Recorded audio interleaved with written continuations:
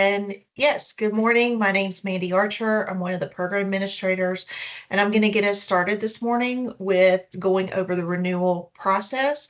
But first, we do just want to review a little bit of information about the Enterprise Zone program.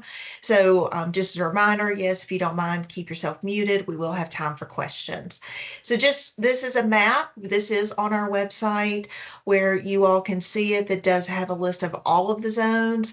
Has been updated, so it does include any recent zones or any changes that have been made to those zone boundaries. And you can find a listing of, or you can go into the VEDP website and put in addresses as well. I think the next slide, we actually have the summary data from grant year 2024 we want to review with you guys. And so we will be putting this out in the annual report, but you have this information now. So on the job creation side, we funded 36 job creation grants. Those were awarded with over $1.8 million in funds, with net new jobs created of 2,957.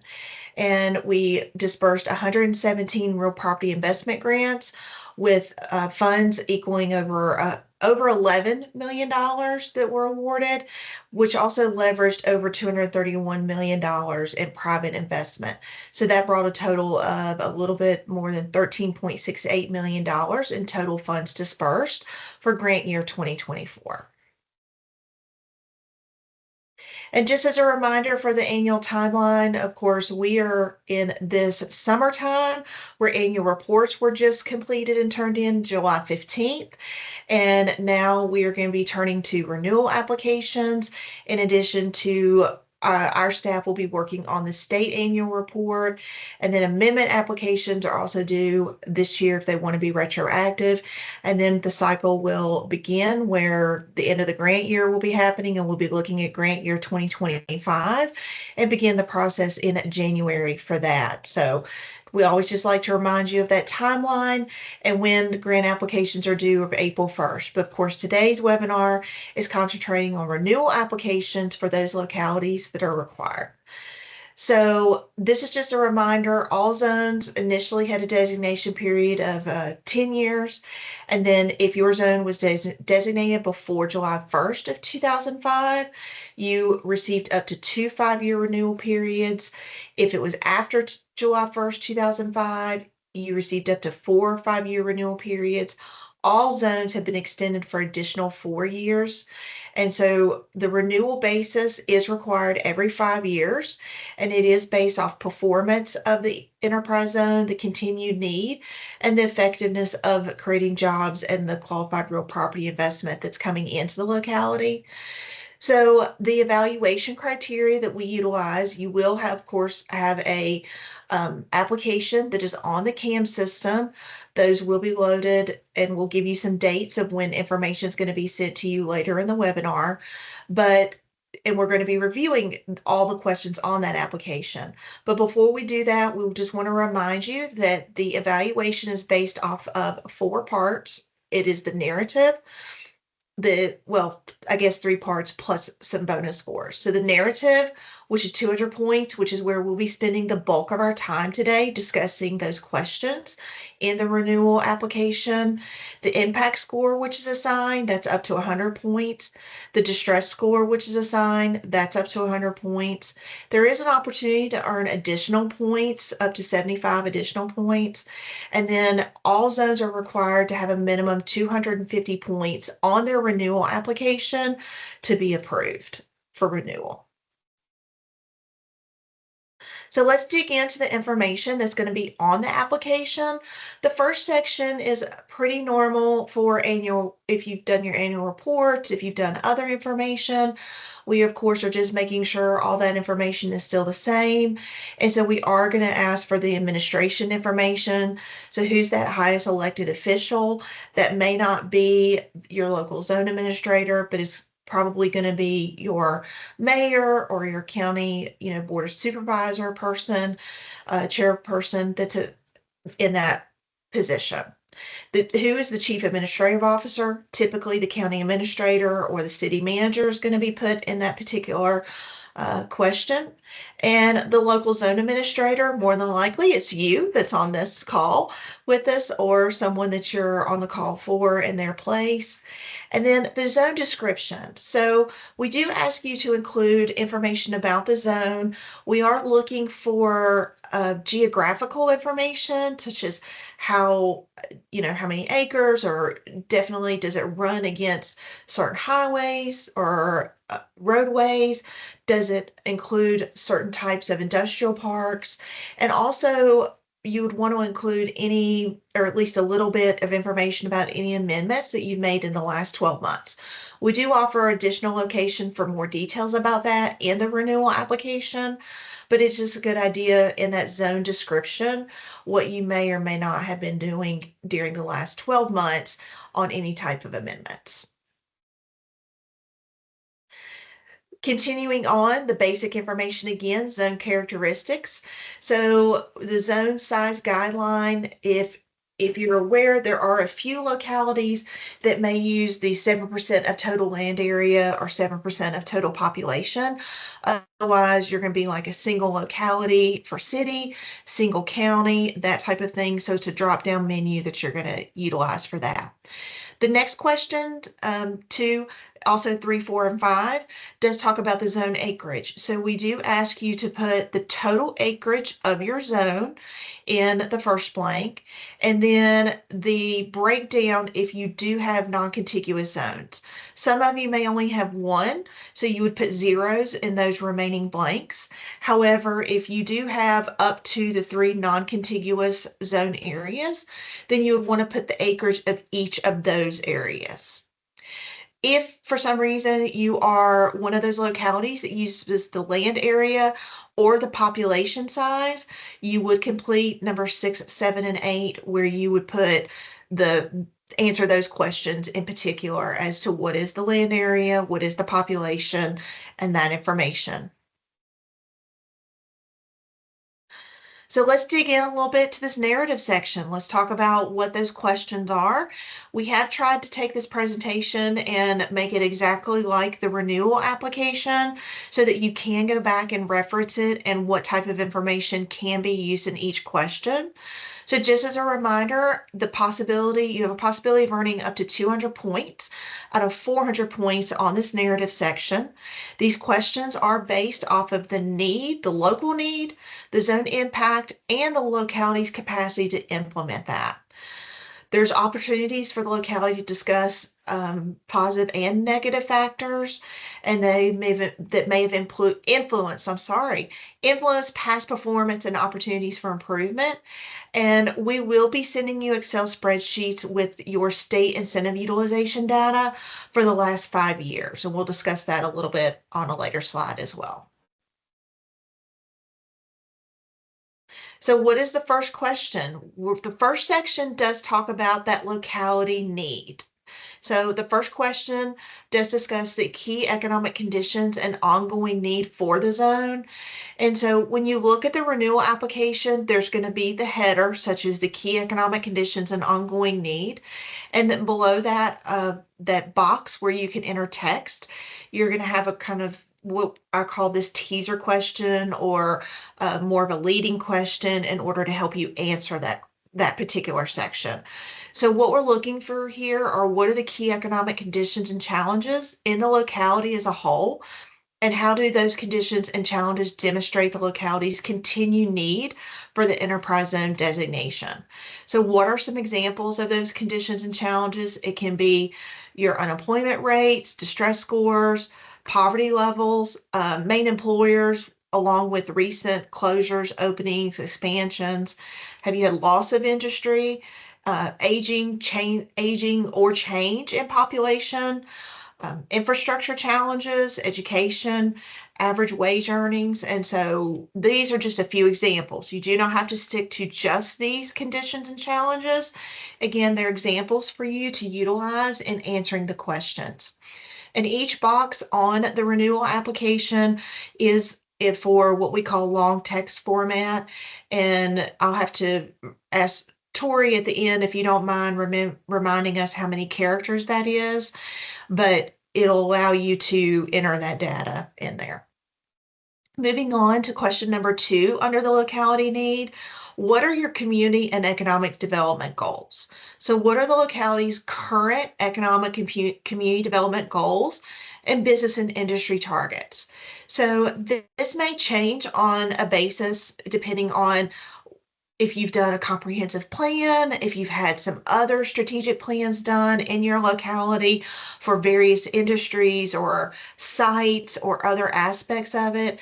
So you're going to want to try to take that information and include it into this particular question. So examples of goals and targets could be, are you making an effort in your business retention and expansion process? Have you done things to attract specific industries? What type of infrastructure improvements are being made? Have you all made investment as a locality in specific areas of the zone itself, site readiness, and any other upcoming development? Because we do know that things can take time for a locality. And so we want to make sure that you're not only telling us what may have happened over the last 5 years, but what is in process and what is under planning. So that even leads back to some of those strategic plans that may be on the tables for you guys. Number 3 under locality need is changes to community goals since designation application. So I realize this could be a challenge for some individuals because designations, of course, could have happened many, many, many years ago. And so what we are asking you to do is do your best in this aspect of it. This could go back to some of those strategic plans again. So are the goals and targeted businesses that were identified in the locality's designation application still priorities? And if not, please describe how the local program has evolved to meet the changing needs. I just saw a typo. But examples could be the focus being shifted from one part of the zone to other based off of maybe you did work in one part of the zone and so now you're moving on to another part of the zone. Are there new industrial parks? Are there new business ready sites? What types of businesses are being targeted? If you're not 100% sure what is happening or what may have been identified in the designation application, we do ask you to do your best based off of what you've seen change over the last 5 to 10 years associated with your application itself or with your zone itself. And under the locality need, we also ask you to let us know your boundary amendment history and your incentive amendment history. So how has the zone evolved to meet the locality's changing needs and development? So include an overview of what was achieved with each amendment and why, and what that history was. And so this is just examples of ways that you could word that in your particular application. So in 2020, we deleted acreage to remove residential properties, which gave us the ability to add acreage to utilize for, it could be, we say XYZ here. That could actually be an entire, maybe an industrial park, maybe downtown areas, maybe up and coming revitalization area. So just utilize what was that boundary and incentive amendment history and that you have over the last 5 years. And I think now I'm going to hand it over to Kate, who's going to go over the zone impact and dig a little bit deeper into this renewal application. Thanks, Mandy. Hi, I'm Kate Pickett-Irving, the other program administrator for the Enterprise Zone program. We are still in the narrative section of the renewal. We are moving on to the section on zone impact. So this first question is, how have conditions within the zone boundaries evolved over the past 5 to 10 years? It's somewhat similar to the very first question, but in here we're talking about how those conditions have evolved. So you may talk about infrastructure in the zone and how that has changed. You might want to talk about specific developments, or you could talk about unemployment and the changes in unemployment, even mentioning as specific as major employers that may have changed within that time frame.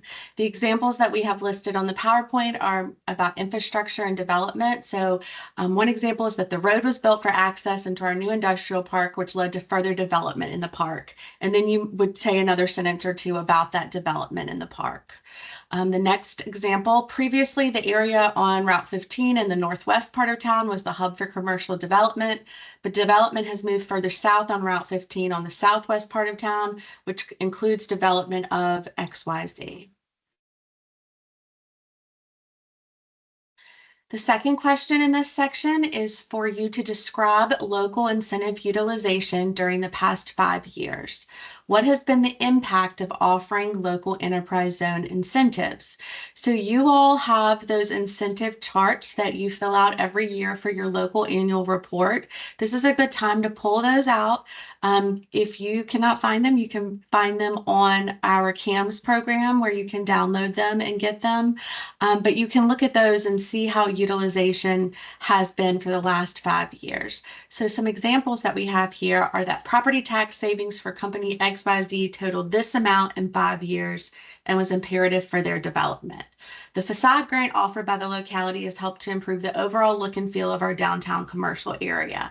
But these questions are a really great time for you to get really specific. You can talk about multiple different businesses or industries, or like in the first example, you can talk to us about how one company has received a certain amount of money through the 5 years, but just give us some good details about how those local incentives have impacted the enterprise zone boundaries.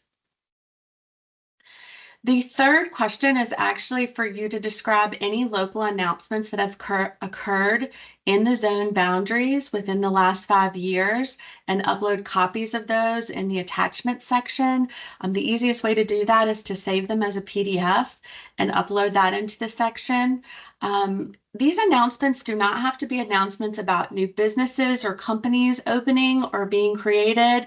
And they don't have to be about jobs being created necessarily.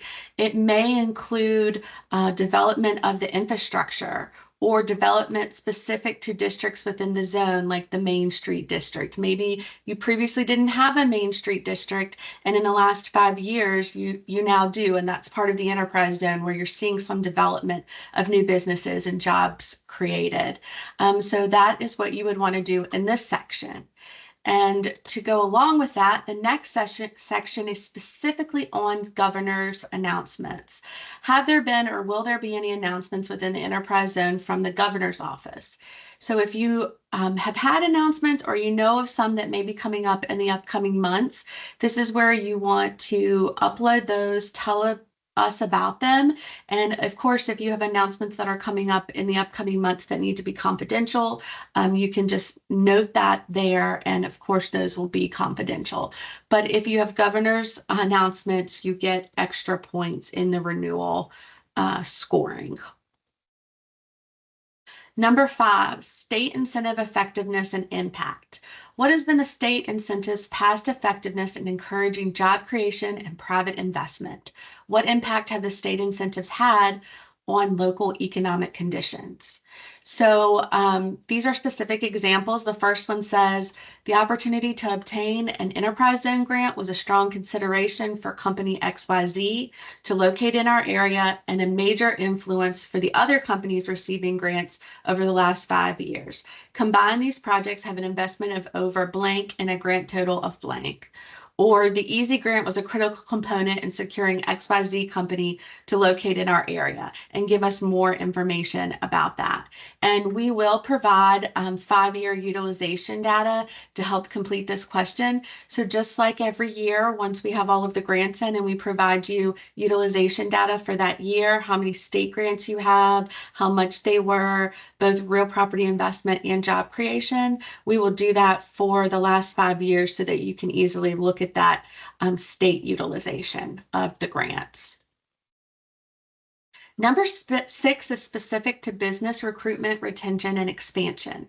How has the availability of easy local incentives played a role in the locality's BRE efforts? Please identify specific businesses that have located or expanded or key projects that have been completed due to the availability of the incentives, state and local. And yes, some of these questions may overlap. You may talk about the same company multiple times. That's okay, but give us the most information that you can give us.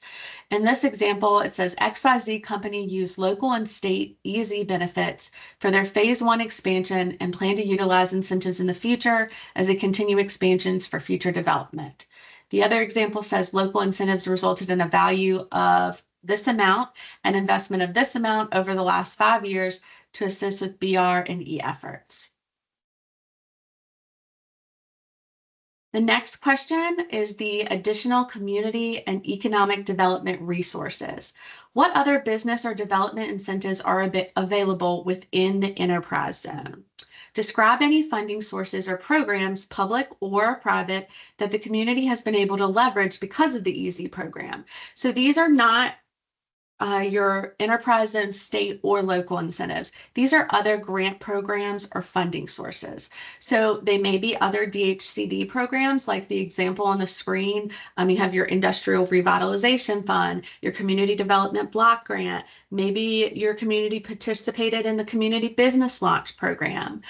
They may be programs that are not associated with DHCD. Maybe you were able to take advantage of utilizing the Commonwealth Opportunity Fund and the EZ program to get a company to locate in your locality in the last 5 years. Or maybe you're in a tobacco commission region and you talk about that. But we want to hear about the other funding sources and grants that are available that you were able to leverage.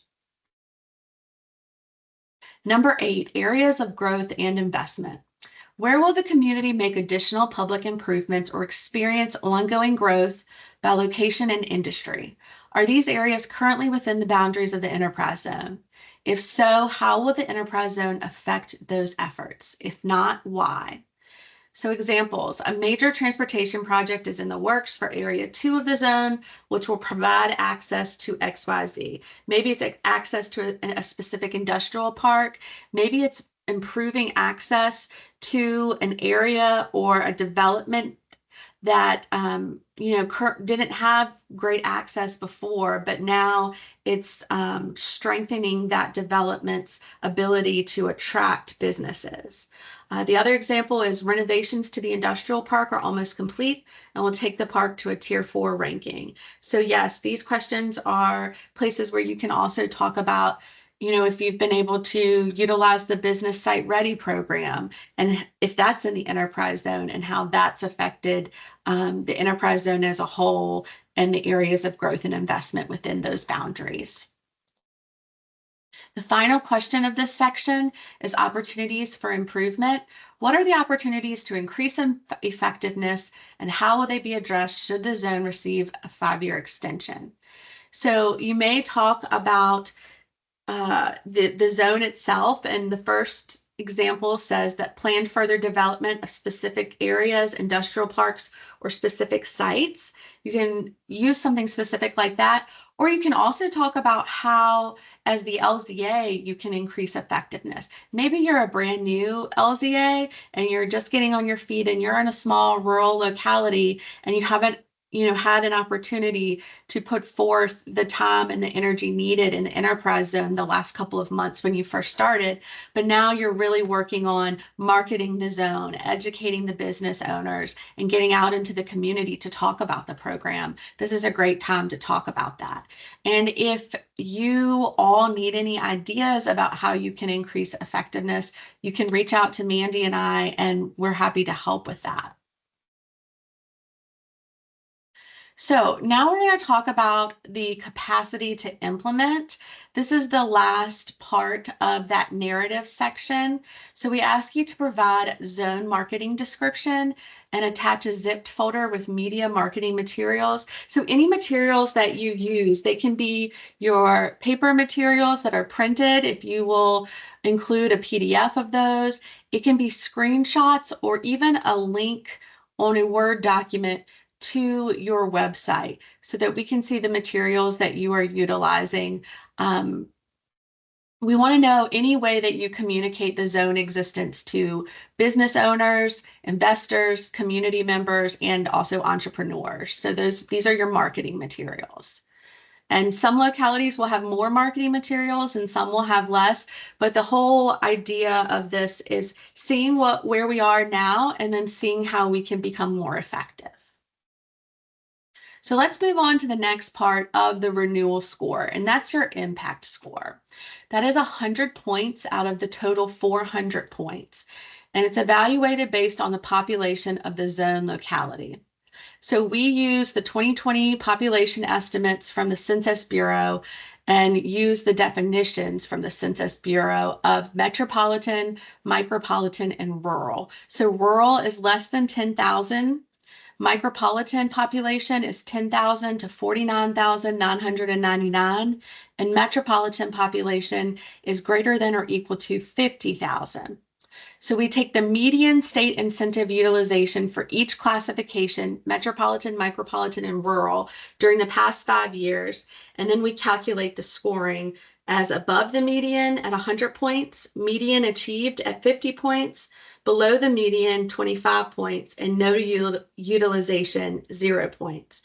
And one thing I wanted to point out is that we do utilize the median instead of the average or the mean. So the median, as a reminder, is that middle number in a set of numbers. So if you have two localities that maybe are both rural localities, but one has a whole lot more utilization and one has less utilization, instead of taking the average of those two, or we are taking the median of that set, we're taking the middle number of that set, which kind of helps to balance out if there's a big range of numbers.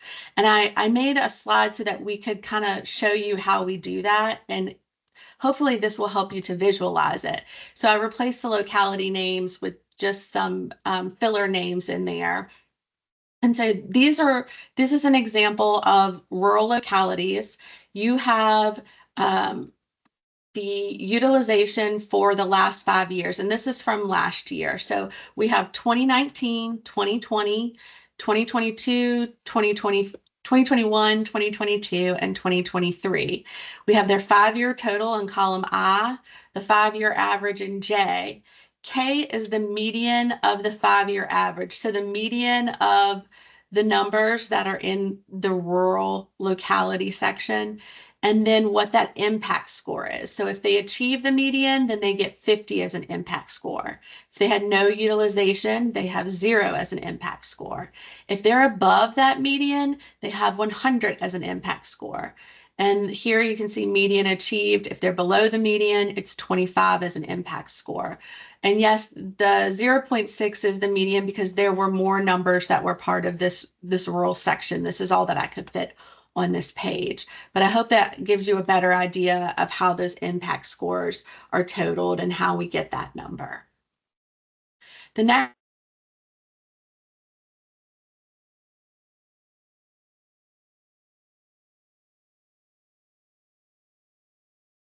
Kate froze for a moment.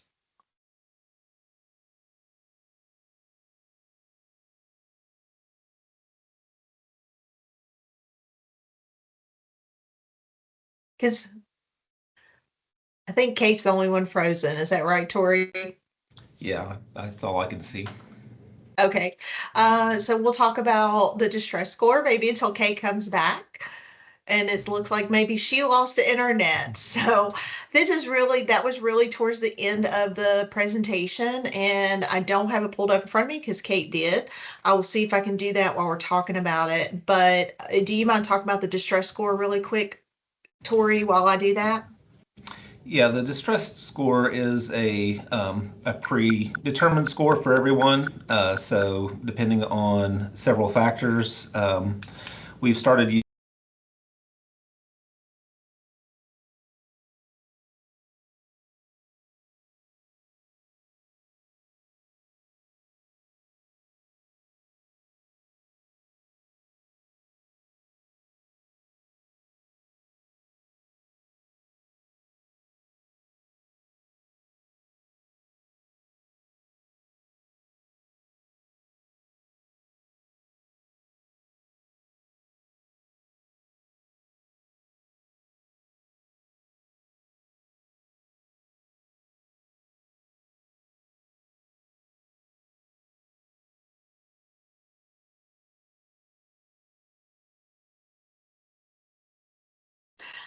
probably by the end of next week so that you have those when you're working on your renewal and you're aware of what those scores are. The distress score is 100 out of 400 points. It's calculated based on the fiscal stress ranking, the unemployment rate, and the median household income. And that's the same criteria that we use to evaluate the zone designation requests when zones are first designated. And I think Tori probably gave you a little more information on that. So also there is an opportunity for additional points. So if you have recent or upcoming announcements within the zone boundaries from the governor's office, then that will be considered. That was a question that we went over, but you do get extra points if you have governor's office announcements, and there's a place for you to upload those that's separate from the question before about governor's announcements. And that is the last slide. So now we're ready to take your questions. I know that you might have them. There's a lot of information. As a reminder, we'll send out the recording like we always do, but we have a renewal manual that you'll have access to, and we'll include as a link when we send out the link to this recording. And we'll send out this presentation as well. What questions do you have? I'll go ahead and start in the chat. Maurice, you did ask, do you mean similar to the annual report question here? You did type that at the very beginning. I am making the assumption that's when we were going over the zone characteristics information. And if that is correct, then yes, that is it. And if you'd like to ask additional questions about that, please do so. No, I just assumed that it was a little bit of a faux pas. I was a little bit confused there for the moment, but yeah, I was able to arrive at what you were saying. I think you were talking about referencing the annual report. The question was very similar to the question that you saw there, correct? That is correct. We ask for that basic information for the zone. Part of that is to make sure that there's been no changes that we're just not aware of. In addition to the zone description allows you to provide any updated information about the zone itself. And so yes, those are a lot of times repetitive questions that stem from the annual report in addition. So you can utilize that as a base as well. Yeah, I appreciate you clearing that up. And I don't really have much of a question, more so a comment. And it was kind of referenced already. There does seem to be a bit of redundancy here. So I'm trying to make sure that I govern myself and make sure that I'm adequately answering all the questions. But I can see some of the answers that I'm going to have that will occur in different questions. So I'll certainly continue to work with my predecessor and make sure that I'm doing a good job so that we're reporting well. Okay, wonderful. And also, Tori did put in the chat because I had asked him to remind us, said that we believe it's the 2,000 characters. I will go ahead and say, just as a pro tip reminder to everyone, you likely want to enter these questions in a Word document. And then that way you can also do the character count on that Word document and then copy and paste as plain text into the CAMS report itself. And so doing it in CAMS from the very beginning can sometimes create issues for you that we want to help you avoid. So we just suggest that you try to answer those questions, like I said, in some type of Word document, and then that way you can count the characters and make sure that you're under that character amount. So Samantha, it looks like you have your hand raised if you'd like to unmute and ask your question. Yeah, that kind of answered a little bit. I guess to follow up with the 2,000 characters, are you looking for a legitimate storytelling or just putting it there where the story can be assumed with it? I just want to make sure I bring in the right people to assist with it, depending on what the expectations are. I think I know what you mean by that. We're looking more for like facts and data rather than stories. So you don't have to like fluff it up or make it sound pretty. Is that what you're asking? Yes, my brain was going, do I need to bring in like one of our girls in our marketing team that specializes in creative writing? No, thank you. That's a great question, and no one's asked that before. So yeah, that's a really good question. No, we're just looking for facts and information. It doesn't have to be fluffy or pretty. Okay, perfect. Thank you. Yeah, that is a great question. Thank you. And if there are some additional stories or anything that you want to include as well, I think there's some places where you can attach a file. If you have a Word doc or a PDF of some of those other kind of quantitative things that you want to include as well, some additional information that you don't have kind of the room for. But yeah, just kind of be succinct with it and kind of give us those answers, and then you can add some additional information if you want to.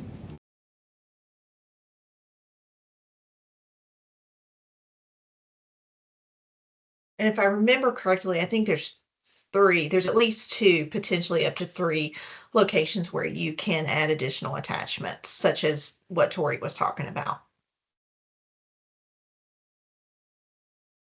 Do we have any other questions about this? We know a lot of times the questions come when you get into it. We understand that. We're here to help you through that process. As Kate stated earlier, we are working on making sure, so there's a few things that we need to finalize in order to get you all ready to complete your report. That includes making sure that we have uploaded them into CAMS for you, so they should be visible by the end of next week at the latest, in addition to making sure that you have your information, the utilization charts and other aspects to fill out those questions. And then of course, we'll follow up with a recording, any attachments, renewals, any support information that you'll need to complete this report or this application. Do you have a question, Tim? I just sent a question to you and Kate in email form. So yeah. I muted myself. We'll get back to you on that then, if that's okay.